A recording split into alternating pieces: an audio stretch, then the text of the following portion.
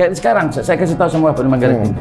Itu orang terjerat pada kredit. Mana bisa seorang kepala daerah punya koperasi kredit yang bunganya 10%. Dan OJK diam-diam aja. Ini republik ini sedang lagi ngapain? Dan itu karena bebenannya si bupati. Mana bisa saya harus bikin kredit pada anak saya? Rakyat kan anaknya bupati. Betul. Nggak boleh dong. Moralnya juga salah sebagai orang Katolik. Apalagi sebagai pemimpin. Ini sebagai tokoh masyarakat. Masa bikin begitu? Tapi apa mau kita ngomong? Ya rebut kekuasaan itu.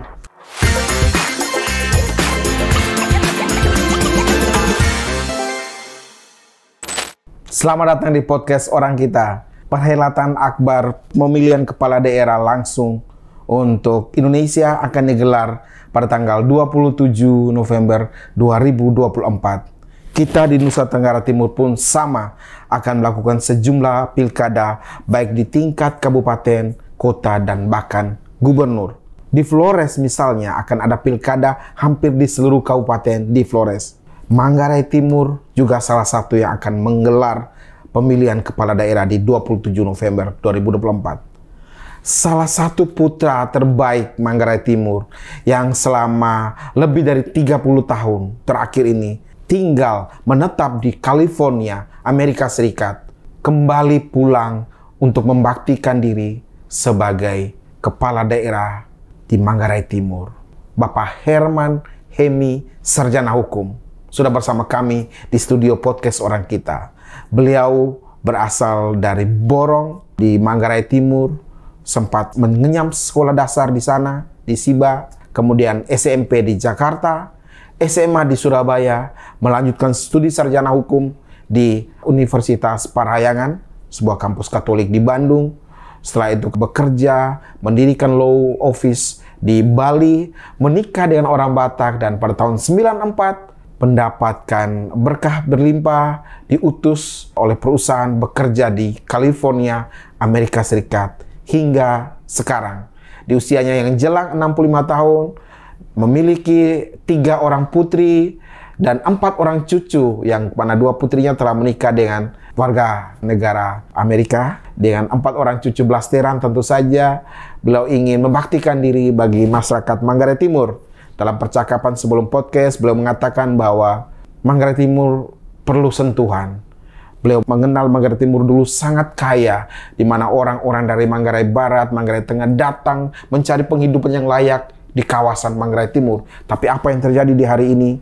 Manggarai Timur sungguh terbelakang, berbeda dengan Manggarai Tengah, apalagi dengan Manggarai Barat dengan basis di Labuan Bajo.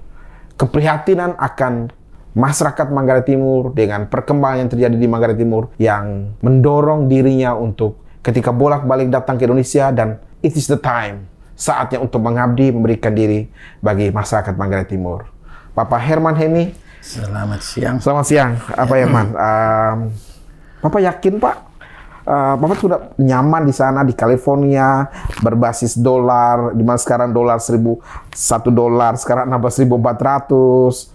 Sudah nyaman, comfort zone, tapi kok ingin bercapek-capek, berkontestasi dengan banyak sekali tantangan sebagai pemimpin Manggarai Timur pada waktunya nanti? Ya, ya, manusia kan memang dilahirkan sebagai makhluk sosial. Salah satu hal yang kita kan selalu Amerika bilang tidak boleh lupa grassroots. Yes. Jadi saya kalau pulang ke Manggarai, tidak ada kegembiraan kalau kita lihat kita punya saudara itu berada di bawah daripada taraf yang selayaknya. Bahkan sudah resmi Presiden Joko Widodo juga sudah mengatakan bahwa Manggarai Timur itu menjadi daerah yang sangat terkebelakang dari semua provinsi, dari semua kabupaten yang ada. Saya melihat itu bukan sesuatu hal yang karena masyarakatnya itu yang tidak benar, atau bukan karena alamnya tidak mendukung. Karena Manggarai Timur itu ada 5 danau, 5 sungai, tetapi banyak orang di rumahnya tidak ada air bersih.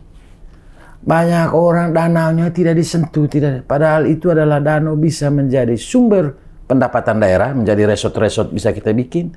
Sungai-sungai itu bisa mengaliri kebun-kebun orang, bisa masuk ke rumah-rumah rakyat. Pertanyaan, kenapa itu tidak dilakukan? Ada 2 hal. Mungkin yang pertama ada mismanagement. Mungkin skala prioritas dari kepemerintahan yang sudah berlangsung itu berbeda. Tapi menurut saya, pada dasarnya menjadi pemimpin daerah itu hanya satu dia punya cara berpikir. Yang paling sederhana. Bagaimana rakyatnya itu punya uang. Bukan bagaimana pemimpin itu punya uang. Kalau bagaimana mau pengen punya uang sendiri, tidak usah jadi pejabat publik. Saya sudah berkarya di luar, mencari uang untuk diri saya. Punya rumah 2 di Amerika. Punya tanah juga di mana-mana. Di Amerika juga ada. Jadi menurut saya, salah kalau menjadi pejabat, dia mencari uang. Jadi pejabat itu harus memotivasi rakyatnya menjadi orang yang berguna di hadapan sesamanya dan di hadapan Tuhan. Jadi kalau ada kriminalitas, kalau ada segala macam, itu faktor dari kemiskinan. Dan kita sebagai pejabat publik, dan saya melihat ada satu kelemahan, ada satu salah sasaran dalam orientasi pembinaan masyarakatnya. Dengan kondisi alam yang begitu bagus, kondisi tanahnya yang begitu subur, kok orang bisa hidupnya susah, makannya susah. Bukan saya ngomong, ini bukti ada. Presiden juga sudah umumkan. Dan bahkan sekarang pemerintah Manggarai Timur tidak tahu apa yang dikatakan oleh Presiden Joko Widodo. Mengatakan bahwa daerah wisata premium. Dia katakan itu bukan untuk Labuan Bajo, untuk NTT, khususnya daratan Flores. Mengapa pemerintah daerah tidak menyiapkan suatu berikat ekonomi sehingga mengantisipasi dana dari pusat ini yang wisata premium menjadi kenikmatan bagi rakyat semua. Tidak ada antisipasi, tidak ada respons yang baik. Termasuk Manggarai Timur, tidak ada tanam sayur, tidak tanam apa. Sayur di Labuan Bajo lebih mahal karena dia orang jadi rame di media sosial ini. Orang beli makan sayurnya mahal, jagungnya mahal, jeruknya. Karena mereka datang jeruknya dari Bima. Bukan saya salahkan itu. Padahal di Manggarai Timur jeruk, nanas, sayur, buah-buahan, subur, apa yang ditanam itu jadi. Itu bisa suplai ke Labuan Bajo. Tidak diantisipasi. Seperti wisata premium itu milik Labuan Bajo. Wisata premium untuk daratan Flores. Kan kita punya spot-spot wisata dari Flores Barat sampai Flores Timur. Yang selenggarakan, yang rutin mengadakan hanya Flores Timur, yang Santa Mana atau apa namanya? Semana Santa Sulawesi itu yang tiap tahun. Itu di Manggarai itu bisa. Acara caci itu bisa dibikin hampir setiap saat yang menjadi atraksi untuk para wisatawan, untuk menarik wisatawan. Jadi kita bisa lihat kenapa pemerintah tidak lakukan. Ada 2 hal. Mereka tidak tahu melakukannya atau tidak bisa menggunakan kesempatan atau tidak mau. Konsentrasinya salah. Makanya saya berpikir, ya, saya mencoba mengambil kesempatan ini secara demokrasi, mau mengajukan diri untuk memberikan 5 tahun aja, nggak usah 10 tahun. Saya mau pengen 5 tahun aja. Mau membuktikan bahwa seorang bupati itu harus punya kreativitas menciptakan bukan berdasarkan dau dengan dak. Tidak ada di republik di dunia ini satu city dikembangkan oleh dau dan dak, termasuk Amerika. City tidak dikembangkan oleh pemerintah, uang dari federal. Kemampuan dari mayornya, bupati di sana, kemampuan mayor menggunakan kemampuan dia mengikat partisipasi publik untuk menggerakkan perekonomian di kabupaten itu. Dan si mayor dan si gubernur adalah marketing untuk hasil produk dari wilayahnya. Itu tugasnya mayor. Kalau ketemu gubernur, dia pasti kasih tahu, ini saya punya ada produk di wilayah saya. Kalau ketemu bisnis di mana-mana, dia tidak kasih tunjuk. Dia sudah jadi bupati, kasih kartu nama bupati kepada orang-orang. Itu kan bodoh namanya. Seharusnya kalau sudah bupati tidak kasih kartu nama, dikasih kartu produk yang ada di alamat dari pemilik produk yang ada di kampungnya itu. Dan kita bisa Manggarai Timur. Saya sudah tahu ikan Pak Manggarai Timur. Saya sudah wawancara, saya langsung ke nelayannya, pergi ke Borong di pantai. Kalau musim ikan, nelayan itu 1 hari buang 2 ton ikan. Saya tanya kenapa dibuang? Di Manggarai Timur itu nelayan itu dia punya beda sama tempat lain. Nelayan di sana istrinya kerja jadi petani, suaminya nelayan. Jadi dia tidak partisipasi dalam hasil nelayannya. Itu harus sama. Jadi para nelayan ini pulang dia jual ikannya langsung di situ laku, dan kadang-kadang kalau sisa waktu dia jual juga di pasar. Nah, dia tidak tahu bagaimana pengawetan ikan ini. Jadi kalau dia sudah jual tidak laku, dia buang. Saya tanya, bagaimana kamu hitung bahwa kamu punya hasil nelayan itu rugi? Kalau saya sudah tutup cover biaya saya beli solar, dan sisa uang saya dapat bisa untung 500.000 atau 1 juta, saya sudah merasa sudah profit saya. Jadi selebihnya ya buang. Berapa saya hitung itu? 2 ton Pak. Hitung aja 2 ton. Kali 15 hari dapat untung. 30 ton tiap bulan ikan yang hasil keringat nelayan itu. Dan kembali saya tanya di Spenda, Berapa dapat dari hasil nelayan itu? Retribusinya? Nol. Menurut saya itu kan kebodohan. Atau tidak ada awareness, tidak ada tanggung jawab. Bagaimana? Nelayan itu harus diperhatikan. Hanya satu bikin yang sederhana. Kalau mau, setiap storage pemerintah daerah berdasarkan beli hasil itu, taruh di storage, baru diatur marketingnya ikan. Saya tahu marketingnya ikan itu. Ikan itu. Dan kenapa? Ikan dua tahun dibuang di sana, stunting di tempat lain, di gunung-gunung, di kampung-kampung. Ini pertanyaan Bapak. Ini ketika orang bilang, Bapak kan sudah di sana dan lain-lain, mengenal situasi, itu bisa dilakukan untuk membangun dengan kapasitas sebagai pengusaha dong. Kan Bapak tadi bilang punya tanah, punya duit, punya ini, tapi gunakan itu untuk membangun Manggarai, tidak harus jadi bupati. Kita kan tahu. Kenapa pengusaha nggak masuk ke leluasa masuk di sana? Kita tahu mental pejabat. Orang cekek itu pengusaha. Dan saya pergi ke sana. Memang izin ini, bayar ini. Makanya kita rebut dulu kekuasaan dan akhirnya kita selenggarakan itu. Kalau enggak, tidak ada pertanyaan kenapa pengusaha nggak mau. Karena mereka tahu aparat pemerintah itu melakukan hal yang tidak benar. Perlakuan tidak benar. Kalau perlakuannya benar, beribu-ribu orang datang ke sana. Perlakuan terhadap penguasa tidak profesional. Jujur aja kita bilang di mana-mana. Kita lupakan semua yang apa. Kita lihat kenyataan aja. Nggak mungkin. Saya bisa buka di sana, tapi berarti kan saya mau pergi cari kekayaan lagi tuh. Ngapain saya taruh uang investasi di sana? Saya kan bisa main bursa saham, saya punya uang. Buat apa saya investasi di sana? Kan bangun daerah. Bangun daerah dengan satu pabrik doang? Tidak bisa. Kan banyak faktor lain yang mesti harus diurus. Kesehatannya apa-apa. Apa saya menjadi volunteer untuk kasih makan orang itu? Kan nggak bisa. Kalau saya suruh pabrik mati, bikin usaha mati, mereka juga ikut mati tuh. Bagaimana kontinuitas itu harus keterlibatan dari pemerintah daerah. Jadi Bapak yakin jika Bapak nanti ikut kontestasi dan memenangkan hati rakyat, Bapak bisa membalikan keadaan? Of course. Janji Pak? Janji. 100%. Kita bertemu di podcast orang kita. Pasti. 5 tahun lagi untuk mengecek. Pasti. Jangan 5 tahun. Tiap 1 tahun saya datang ke podcast ini. Mau tahu bagaimana improve-nya pekerjaan yang dilakukan. You don't need every year, every 5 years. Every year I will come up here to tell you how I doing the job over there, right or not? Wow, harus kayak begitu Pak. Oh iya. Karena terlalu banyak orang-orang yang kemudian ketika belum jadi dia akan ngomong yang begitu kerennya Pak. No. Tapi pas ketika dia menduduki kekuasaan berubah. Berubah itu apakah karena dirinya saja yang berubah atau karena keadaan yang dia tidak kuasa? Segala macam barrier dari regulasi, barrier dari macam-macam sumber daya manusia ya, saya sendiri ASN di lokal. Bapak akan berbentur dengan mereka karena para implementator di lapangan bukan Bapak. Bapak kan menyerukan dengan kebijakan Bapak sebagai bupati, tapi yang melaksanakan para eksekutifnya itu adalah para kepala dinas, kepala bagian. Bapak bisa menggerakkan mereka, Pak? Bisa. Makanya seorang bupati harus kreatif. Dia harus punya skenario. Bagaimana Pak skenario Bapak? Skenario pertama, wakil bupati tugasnya mengontrol ASN itu. Semua yang berhak naik pangkat tidak perlu kasih ekstra uang kepada bupatinya. Jabatan dikasih kepada satu orang berdasarkan profesional. Jatahnya naik pangkat, dia naik pangkat. Stick and carrot. Yes. Jatahnya kepala dinas yang profesional kepala dinas. Dan tugas bupati bikin badan usaha di luar. You mau kerja ekstra supaya dapat selain lu jadi pegawai negeri sana. Ini badan usaha, you bisa kerja part time di sana. Ngontrol soal bagaimana caranya pengolahan ikan, bagaimana pengolahan kalau dinas pertanian, bagaimana hortikultura, bagaimana pengembangan kopi. Kopi itu sangrai kalau bisa. Itu juga Jokowi mengatakan. Apa yang dibilang hilirisasi? Bukan nikel. Semua itu harus hilirisasi. Kopi harus hilirisasi. Kalau bisa produk sudah ada bagus, sudah dalam packaging, itu dikirim keluar. Itu dipota, ada banyak bawang. Kalau bisa jangan kirim bawang keluar.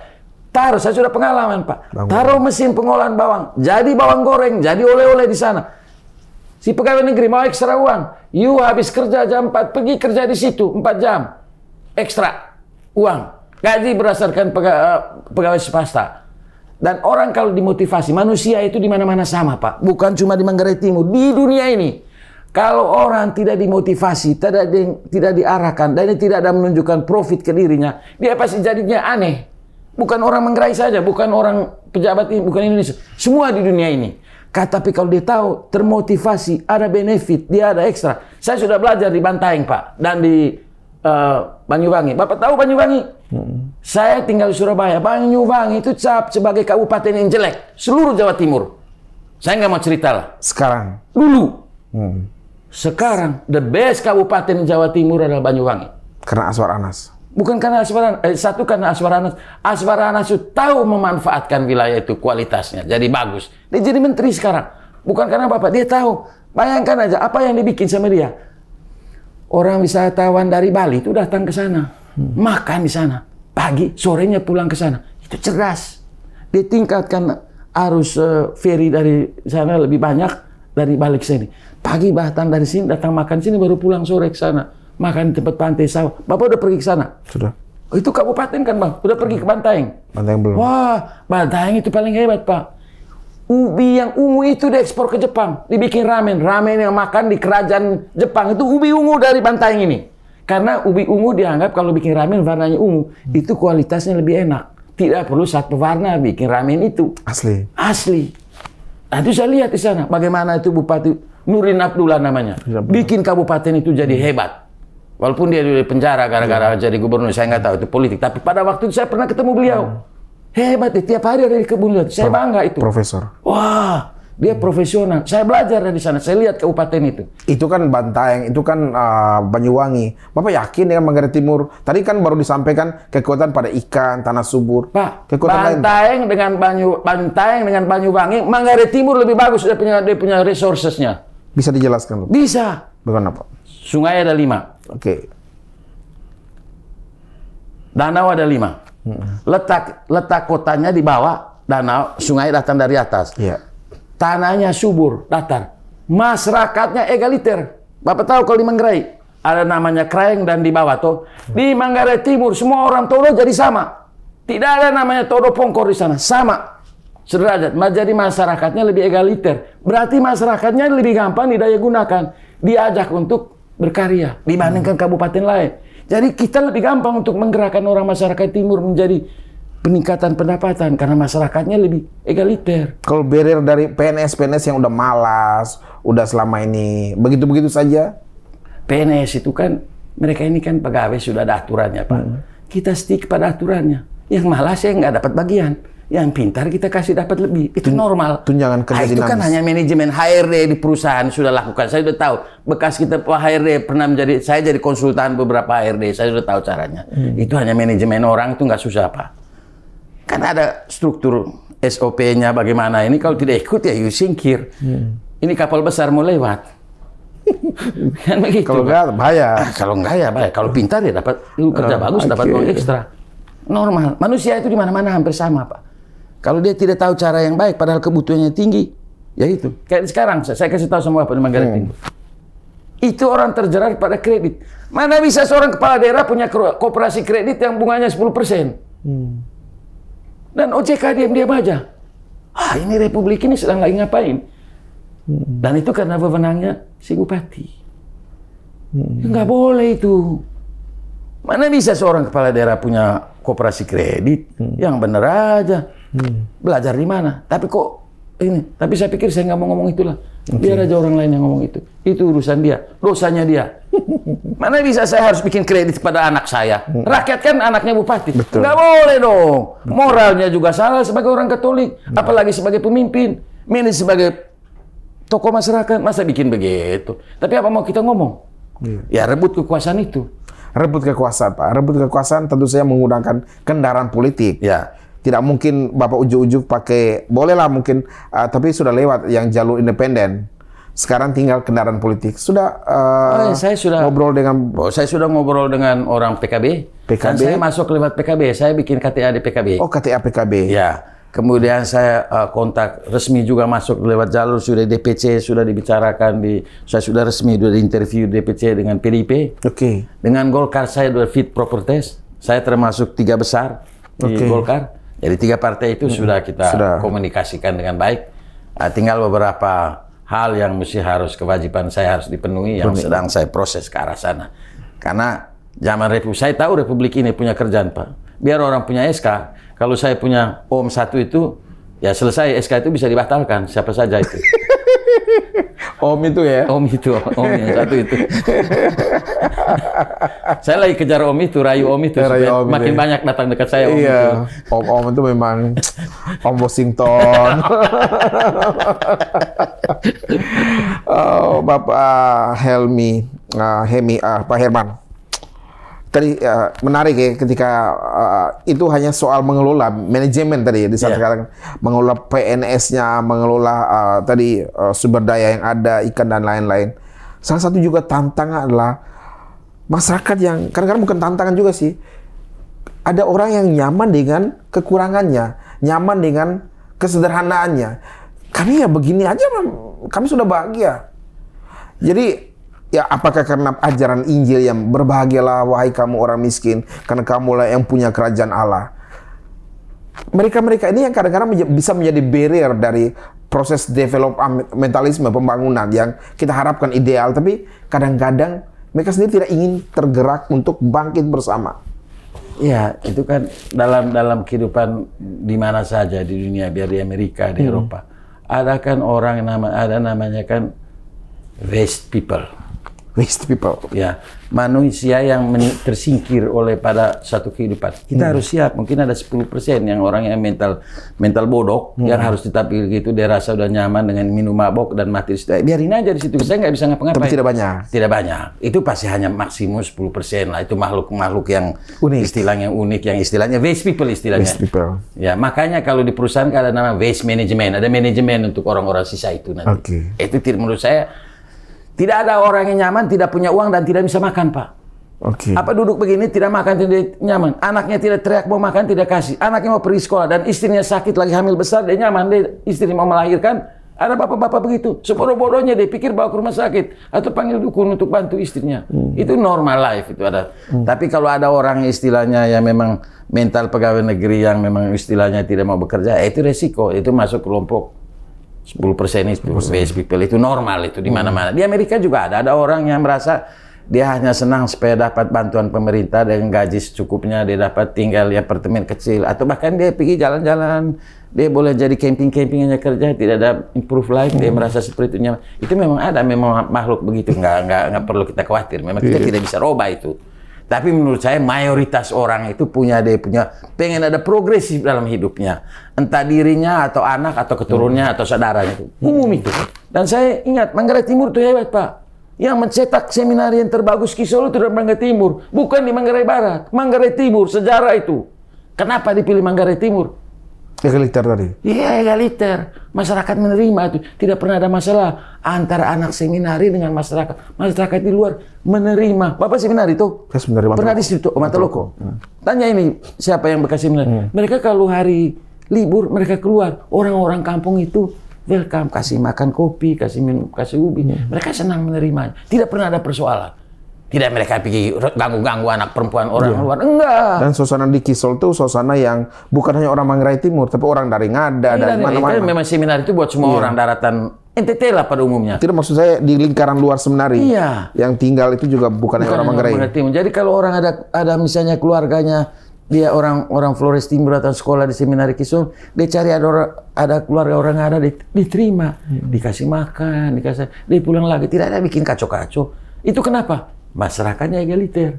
Itu buktinya itu seminari Kisol itu nyaman di sana. Tidak pernah ada konflik sosial dengan orang-orang. Dan sudah menghasilkan ratusan imam. Uskup juga ada dari situ, lulus dari situ. Dan itu ada di Manggarai Timur. Dan kalau saya jadi bupati, itu perhatian khusus. Itu wilayah yang ada di tempat. Sebenarnya nanti menjadi perhatian khusus. Oh iya, harus. Karena itu mencetak manusia-manusia brilian. Ini menarik nih, karena saya baru pertama kali mendengar dari seorang calon pemimpin politik yang mempunyai pandangan yang sepositif itu untuk pendidikan Katolik seminari. Karena ya sebagai orang yang pernah di seminari, kita lihat bahwa kadang-kadang gereja itu kesulitan. Kita tahu bahwa di zaman dulu seminari begitu berkembang karena perhatian serius dari Eropa lah, para misionaris di sana. Tapi ketika sekian tahun kemudian dia rasa kita sudah mampu, Eropa sudah mulai sedikit agak jagak ini, sehingga kemudian kita bergerak sendiri. Lalu beberapa kali kemudian seminari cukup kesulitan. Kita tahu bahwa ya masuk seminari kan tidak semua orang mampu bayar uang lain-lain. Ketika ada perhatian kayak begini, bentuk seperti apa yang Bapak bisa kira-kira mainkan untuk seminari Kisol? Saya hanya satu slide dalam bayangan sebelum Bapak masuk seminari Kisol, saya ngomong, itu rumah saya di Golomokok itu saya bikin TK. 70 muridnya, saya pikir nggak ada orang, 70 murid. Dan saya kasih tahu PPO, ini jadi TK negeri aja, boleh pakai tempat ini. Sampai detik ini, sudah 3 tahun. TK negeri? TK negeri. Tadinya TK yang kami kelola, akhirnya kita serahkan kepada Dinas Pendidikan jadi TK negeri sampai sekarang. Nol perhatikan seminari Kisol itu, kenapa? Saya belajar dari Amerika, Pak. Di Amerika udah bilang, the young generation, the future of country. Anak muda adalah masa depan bangsa. Anak muda masa depan. Kisol itu sudah produk. Cara bentuk perhatian, bekerja sama dong. Bagaimana pemerintah harus ada kontribusi dari pemerintah daerah mensuplainya. Entah beras, entah gizi apa, harus dikasih. Atau meningkatkan kualitas dari punya pertanian, atau meningkatkan kualitas peternakan, sehingga mereka seminar itu merasa comfortable. Mereka jangan sampai kekurangan masa, kekurangan gizi. Atau ada teknologi bagus, bupati harus bekerja keras mensuplai itu sehingga bisa menghasilkan produk manusia-manusia hebat dari situ. Jangan tutup mata pada depan mata, itu rugi itu. Karena belum tentu ada, selalu akan. Karena mengalir ini tantangan itu mengalir. Kita harus bisa menyesuaikan tantangan. Tantangan pastor sekarang itu dengan tantangan pastor 20 tahun datang berbeda. Kalau makanya kita harus tingkatkan kualitas dari seminari ini dengan sentuhan dari pemerintah, apalagi dia sebagai orang Katolik, bertanggung jawab terhadap itu secara moral dan secara berbagai hal. Dia bertanggung jawab terhadap itu. Seminari tetap akan menjadi perhatian, serius, bukan main-main, serius. Saya akan dialog khusus dengan rektornya nanti, apa yang mesti harus dipikirkan soal masalah makanan, gizi, dan berbagai peralatan-peralatan untuk pendidikan yang dibutuhkan di situ. Mas, menarik. Harus. Pak Herman, kita tahu bahwa dalam politik ini kita tidak bisa bergerak tanpa pundi-pundi. Dan pundi-pundi itu bukan menjadi hal yang kita harus antipati, karena memang itu bagian dari oli lah untuk menggerakkan langkah politiknya Bapak. Bapak siap suasana kita belakangan tahun ini yang gara-gara demokrasi kita yang cenderung prosedural, belum masuk ke demokrasi yang substantif ya. Tapi itulah yang terjadi biasa di negara-negara berkembang seperti Indonesia. Sehingga kadang-kadang ada money politics, cawe-cawe dan lain-lain. Bapak siap karena Bapak 30 tahun di Amerika Serikat yang cenderung di sana mungkin semangat demokrasi sudah makin lebih strong. Sehingga urusan money politik mungkin sudah ditinggalkan di sana. Tapi di sini mau tidak mau itu terjadi. Apa kira-kira yang Bapak akan lakukan, Pak? Karena kalau di Amerika ada pepatah. Di Indonesia ada pepatah juga. Pepatah Amerika apa, Pak? Your money is your money, my money is my money. Yes. Di Indonesia ini, your money is my money, my money is my money. Oh my God. Itu yang bahaya ya. Itu real. Di Amerika, your money is your money, my money. Karena kan takut pajak, Pong. Yes. Your money is your money, my money is my money. Kalau di Indonesia, your money is my money is my money. Nah, soal bagaimana soal money politik itu kan memang itu part daripada budaya yang keliru yang berkembang di sini. Soal partai bagaimana, soal rancangan segala macam, ya itu tetap harus menjadi atensi khusus. Saya juga berjuang juga untuk itu sehingga memenuhi persyaratan-persyaratan yang menurut saya persyaratan demokrasi, tetapi tidak demokrasi, tapi walau alam karena itu sudah merupakan SOP yang dimiliki tertulis dan tidak tertulis. Kita taat kepada aturan. Ya, artinya taat pada budaya yang itu untuk sementara. Nanti kalau kita sudah punya itu, nanti itu berubah lagi walau alam. Karena Indonesia kan berkembang ke arah yang positif. Ya. Tidak mungkin itu akan. Tidak mungkin negara ini kalau tidak berkembang ke arah positif, tidak bisa ulang tahun sampai 75 tahun di Republik ini. Betul. Jadi saya yakin di Republik ini arahnya sudah benar. Sedikit demi sedikit benar. Memang yang tersendat-sendat menyangkut uang, tapi yang lain-lain sudah berkembang sangat baik, positif. Ya termasuk informasi sudah lebih terbuka, netizen itu punya power, nah, itu perkembangan bagus. Jadi so far nanti mungkin partai yang misalnya suka minta-minta duit ganjil-ganjil mati sendiri nanti itu misalnya kita lihat ini tendensinya Pak Prabowo ke arahnya kemana kita sudah lihat. Ada satu restrukturisasi yang serius pada waktu titik tertentu. Tapi saya nggak ikutlah soal itu urusan orang besar kita yang di bawah-bawah aja ini. Tapi saya yakin Indonesia on the right track. proses demokrasi, proses penggunaan uang makin hari makin tandanya sudah arah yang positif. Saya tidak ragu. Mungkin nggak sekarang menjelang tahun emas atau apa? Tahun 2045. Ya, tahun emas ya, dia. Indonesia emas. Mungkin Indonesia emas pada waktu itu kita mungkin sempurna dalam pola penataan politik, sempurna dalam pola demokrasi, sempurna dalam pola dalam perekonomian. Nah, soal perekonomian kan tergantung sana, tergantung sini. Tapi kalau kita punya peletakan dasarnya sudah bagus, otomatis kita Indonesia termasuk hebat, dia tidak terlibat perang di mana-mana dibandingkan negara-negara lain. Kita masih berada pada posisi yang sangat elegan di dunia ini. Dihargai oleh Cina, dihargai oleh Amerika, dihargai oleh Eropa. That's perfect thing. Kita optimis, kita tetap akan jadi lebih baik nantinya. Jadi menurut saya nggak takut soal masalah uang-uang yang beredar, yang ganjil-ganjil itu urusan. Yang ganjil-ganjil, urusan ganjil-ganjil. Kita main-main sedikit lah sekitar situ. Siap. Bapak kan pengalaman 30 tahun di Amerika, akan menggunakan pengalaman tersebut untuk memperkuat kesejahteraan masyarakat Manggarai Timur pada waktu nanti. Misalnya menggait para investor yang Bapak kenal di sana untuk kemudian ikut membantu atau berinvestasi di kawasan. Saya sudah ada siap beberapa orang. Salah satunya ada dari Jepang yang bantu pengolahan ikan nantinya. Kemudian saya ada kontak beberapa orang yang akan mengasih bibit padi yang bisa tanam di tanah kering. Sudah kita akan dapat padi. Kemudian ada beberapa orang yang akan minta bantu saya dalam pengolahan bagaimana caranya pengawetan hortikultura. Misalnya panen sayur kan umurnya 3 hari dia sudah busuk. Nanti mungkin ada storage khusus yang simpan yang suhunya beda. Suhu buat ikan dengan suhu buat sayur itu beda. Dia punya freezernya. Itu ada orang yang mau akan support saya, investor. Jadi Bapak sedetil itu ya? Oh ya harus Pak. Mikromanagement. Mikromanagement itu aja karena itu yang menyentuh rakyat. Bagaimana hasil sayur hanya 2 hari dia jual udah busuk, kan rugi. Dia kerja tanamnya 3 bulan, sudah panen 2 hari sudah busuk. Dan pemerintah tutup mata, kan nggak boleh dong. Termasuk saya kontak juga dengan Asosiasi Rumah Makan Padang yang akan kita suplai cabai. Asosiasi Rumah Makan Padang.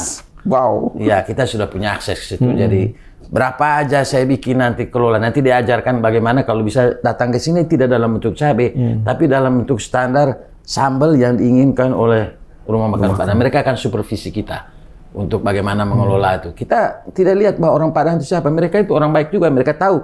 Mereka yang paling ahli mengelola sehingga secara baik mengelola sambal itu. Jadi kita mungkin akan bikin pabrik sambal yang akan memenuhi Rumah Makan Padang. Dan kita juga bikin oleh-oleh dari Labuan Bajo nanti. Ada oleh-oleh selain ada oleh-oleh bawang goreng, ada oleh-oleh sambal. Kita bikin pabrik sambal, Pak. Karena tumbuh di sana tomat dengan cabai gampang. Itu kan oleh-oleh ikan juga. Oleh-oleh ikan. Untuk nanti kita bikin bagaimana pengelolaan. Dan saya sudah belajar di Manado bagaimana caranya pengasapan ikan. Saya ada teman di sana tinggal bawa 2 orang, ajarin orang sana kita bisa asap ikan. Oleh-oleh ikan asap. Seperti dari Manado kan enak ikan asap. Fufu itu. Enak. Kita bikin di Manggarai supaya ikannya jangan waste tuh. Selain kita taruh storage, kita bikin juga kelola itu. Sehingga nelayan itu merasa kesejahteraan terjadi. Ikan asap kisol. Ikan asap kisol. Isam asap borong, isap kasan dari pota.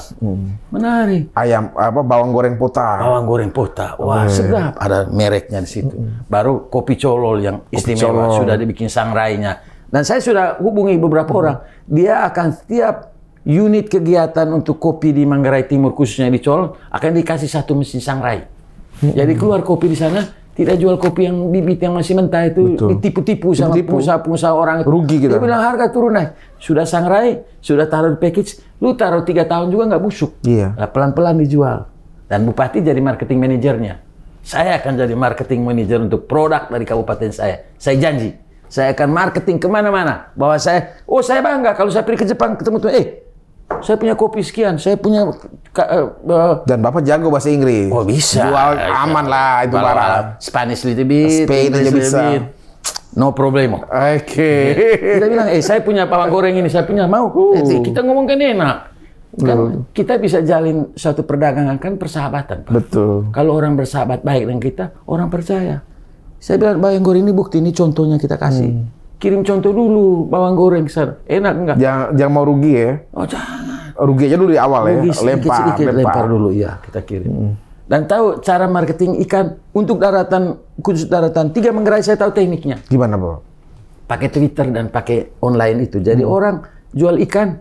Nanti pada saat ibu-ibu mau beli ikan dari Ruteng, saya mau beli 2 kolon anak, dia bisa kill gini. Tapi bisa transfer lewat online. Nanti ada anak yang pakai motor itu antar ke ibu itu, kan ada alamatnya di situ. Sudah beli 2 hari. Yang lebih besar restoran di Labuan Bajo 2 hari dia pesan, saya bisa siapkan runtutnya, tinggal bawa ikannya di sana pakai mobil story ikan. Kita marketing dulu di lokal kita ini. Dan saya udah tahu ada dari Jepang dia mau ikan apa, Pak. Tahu minta ikan apa dari sana? Apa? Minta ikan teri. Iya, ikan teri. Ikan teri. Jadi mereka mau kasih mesin sama saya untuk ikan teri sudah dapat dimasukkan ke oven, dikeringkan, nggak boleh kasih garam. Mereka makan sama sake itu ikan teri ganti kacang. Mahal. Jadi snack. Kita bikin nanti ikan teri di sana yang enak. Dan mesinnya murah-murah juga nggak mahal. Kayak misalnya mesin pompa air cuma 20-30 juta. Mesin yang mahal itu mesin mesin bawang. Mesti harus 500 juta lah. Bikin base-nya, taruh mesin. Karena dia harus cuci dulu. Iya. Cancang, habis itu nanti masuk ada yang oven, baru ada yang goreng. Baru packaging-nya. Dan Pota itu memang luar biasa soal bawang. Oh, the best. Bawang putih dengan bawang merah. Pota dari Buntal ke sana itu hebat itu. Sampai ke Tompong sana.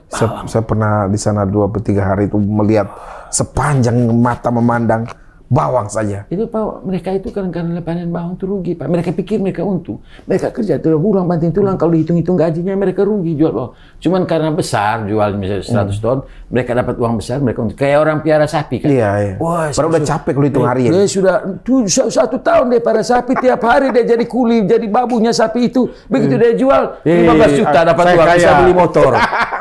Padahal 1 tahun jadi babunya sapi. Dia hanya 2 ekor sapinya, dia jual dapat 30 juta, langsung dia beli motor, dia bangga.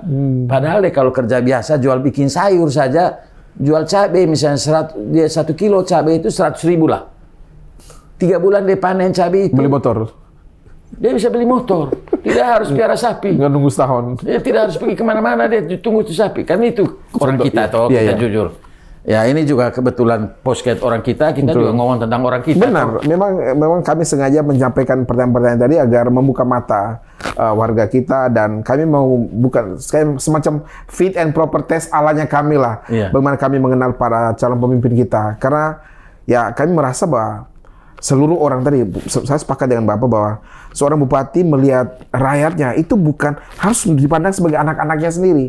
Begitu pula kami di podcast orang kita, Bapak, selama 1 tahun terakhir ini, kami melihat pemirsa kami, subscriber kami, adalah orang-orang kita yang benar-benar harus digapai, dicari mereka kebutuhannya apa, mereka menginginkan apa. Makanya dengan kami datangkan narasumber kemari, apalagi yang punya keinginan untuk memimpin wilayah, memimpin jadi gubernur, jadi bupati, wakil bupati, kami selalu punya pertanyaan-pertanyaan yang cenderung sama, untuk bukan sekedar menguji, tapi melihat seberapa jauh calon pemimpin ini punya hati untuk mereka, Bapak. Karena kami tidak ingin bahwa banyak orang yang kemudian hanya sekedar berkuasa dan kemudian melupakan. Padahal kita berkuasa untuk semata-mata demi mereka, demi anak-anak kita tadi. Sepakat dengan kami, Pak? Sepakat. Ini persoalan kita harus jujur, Pak. Kebanyakan jadi bupati itu orang miskin. Makan aja susah. Mungkin dia dapat ada sponsor dari orang yang spekulasi dengan dia calon, dia disponsori, dia masuk. Setelah dia jadi bupati, dia sibuk bayar utang dengan orang yang sponsori. Sedih orang kayak gitu. Yang kedua lagi, saya ini sudah dapat pensiun, Pak. Saya sama istri, ya paling dikit kami dapat 10.000 1 bulan. Lebih dari cukup. Saya punya rumah di Amerika, dua. Anak saya sudah tidak ada biaya uang sekolah, anak saya sudah bebas semua. Jadi saya masih ada tenaga, saya masih bisa lari, masih bisa push up, masih bisa berpikir, kenapa saya biarkan orang yang teman main saya itu giginya sudah rompal, hidupnya susah, dan saya pergi sana ngobrol dengan dia, saya senang. Saya itu bukan manusia, saya binatang. Masa biarkan saya punya teman susah? Teman SD saya main dulu, saya pergi giginya sudah rompal, hidup. Cerita tentang bagaimana dia susah, dia ada utang, dia punya anak 100.000 harus bayar tiap hari karena utang ke koperasi. Dan saya senang. Saya kira kalau saya senang, saya itu orang gila saya. Saya harus susah. Saya nggak bisa bilang, ini uang kau selesaikan, kau punya utang. Tidak mungkin juga, karena ini ribuan orang ini, nggak mungkin kita bisa bikin begitu. Salah satunya ya partisipasi politik, kita mengambil kebijaksanaan sehingga mereka secara sistematis bisa kita arahkan ke yang positif, minimal lepas dari utang dan bisa punya prospek anak-anak. Kalau bisa tiap desa 1 tahun itu ada 1 orang yang jadi sarjana, kalau bisa mereka bisa direkomend bisa sekolah ke luar negeri. Dan saya punya akses juga ke universitas-universitas di Amerika. Carilah bagaimana tekniknya sehingga mereka berangkat. Kalau nggak ada uang juga bisa kita berangkat, numpang di rumah saya di sana, setahun 1 orang berangkat, pulang lagi sudah sekolah, minimal belajar pertanian di sana. Dan banyak cara yang baik sehingga kita bisa berbuat, merubah orang-orang kita di sana. Toh. Kita kan tidak bisa mencerita bahwa kita sebagai orang Katolik begini mencintai apa segala macam, tapi aplikasinya nol. Betul. Kita tidak bisa bilang kita sayang, kita punya warga, dan kemudian kita tidak bikin apa-apa sesuatu. Kita juga berdosa. Berdosa terhadap diri sendiri dan berdosa terhadap Tuhan. Ada 2 dosanya. Orang kan selalu bilang dosa itu 1 kepada Tuhan. Tidak, terhadap diri sendiri dan kepada Tuhan. Membiarkan orang yang you kenal jadi sengsara dan you tidak melakukan sesuatu, dosa paling besar itu. Membiarkan saya punya teman hidup dalam kesulitan dan saya tidak mau mengambil suatu sikap, itu dosa paling berat itu. Masa saya senang lihat teman saya susah? Apa sih? Baru saya ngomong hebat-hebat saya dari Amerika. Malu dong seharusnya. You sudah bisa bikin tapi you nggak lakukan. Dan menurut saya inilah jalan terbaik untuk membangun wilayah itu. Merebut kekuasaan itu, merancang soal bagaimana aktivitas inovasi suatu aktivitas perekonomian yang menyentuh rakyat. Hortikultura dan bagaimana. Pak, saya sudah diomong, saya sudah dilapor sama saya. Jagung mau panen ini. Dia sudah sibuk mau 100 ton, dia mau dapat di satu wilayah itu. Tidak tahu mau jual kemana. Padahal Pak, Timur pengen terima jagung. Dan bikin jagung paling gampang. Jagung 20 juta mesin untuk menjadi bulir jagung. Menjadi bulir jagung. Baru tambah mesin baru lagi bikin tepung jagung. Tepung jagung bisa bikin roti. Meningkatkan kualitas. Bisa kita bawa ke Timur. Berapa aja, dia bikin, orang Timur kan makan roti yang besar-besar ini, ada namanya pound roti itu. Pound roti. Kita bisa, kita lobby ke sana, kita bawa ke sana aja, dekat ke sana kok. Itulah hilirisasi. Itu namanya hilirisasi. Tidak hilirisasi cuma timah dan tambang-tambang. Orang bodoh yang pikir nikel doang. Hilirisasi semua produk Indonesia keluar yang punya kualitas sehingga bisa tahan lama dan berubah harganya. Kan itu maksudnya Pak Jokowi, hilirisasi atau Prabowo dan lain sebagainya itu. Hilirisasi timah supaya jual produknya lebih tinggi. Hilirisasi harus semua. Kayu harus hilirisasi. Hasil bumi harus hilirisasi. Apa semua harus hilirisasi. Jangan hanya pikir hanya di situ doang. Siap. Itu bagaimana? Apa saya salah, Pak? Sepakat. Ya begitu. Makasih Pak Herman. Menarik nih percakapan kita di siang hari ini. Saya ingin Bapak closing statement terhadap masyarakat Manggarai Timur melalui kamera ini. Mungkin bisa bicara dengan sedikit bahasa Manggarai Timur atau apapun yang Bapak rasa nyaman untuk menyampaikan bahwa Bapak serius maju untuk kemudian menolong mereka, membantu mereka bergerak maju menuju kehidupan yang lebih baik. Sekaya unebeo, ayah silima ebeo Manggarai kaku, loas onehitu, lehitu putus daku, lehitus madaku boa, lehitus asekaya daku boa. Ai kuru ngola Manggarai Timur, kuru tei vakara kuki, latang asekaya. Terima kasih. Terima kasih banyak. Artinya mau saya terima kasih. Boleh, terima kasih dulu. Silakan artinya biar. Artinya saya panggil kepada seluruh saudara saya bahwa saya punya pusar itu ditanam di sana. Saya punya mama dikubur di sana. Saya punya kakak dikubur di sana. Dan saya mau saya punya jiwa dan perjuangan di sana juga. Puitis sekali. Itu real. Terima kasih banyak Bapak Herman Hemi, salah satu orang kita yang ada di Manggarai Timur yang selama 30 tahun terakhir tinggal menetap di California, United States of America, kemudian sudah memasuki masa pensiun, beberapa bulan lagi akan memasuki usia 65 tahun, tapi masih punya semangat untuk membangun daerah kelahirannya di Manggarai Timur. Beliau sedang berjuang, sedang melakukan perjalanan politiknya untuk kemudian pada waktu yang nanti akan mendaftarkan diri dan berkontestasi pada Pilkada Manggarai Timur di tanggal 27 November 2024. Kami di podcast Orang Kita selalu berusaha menghadirkan para tokoh yang punya niat baik untuk orang kita, untuk orang Flobamora, yang punya hati membangun masyarakat kita, mengangkat derajat masyarakat Nusa Tenggara Timur dari belenggu kemiskinan, dari belenggu kebodohan, dan membiarkan masyarakat pada waktunya memilih di bilik suara, tapi kami hadirkan pemikiran-pemikiran mereka di ruang podcast Orang Kita. Terima kasih dan salam untuk Borong dan sekitarnya, warga Pota, warga Manggarai Timur.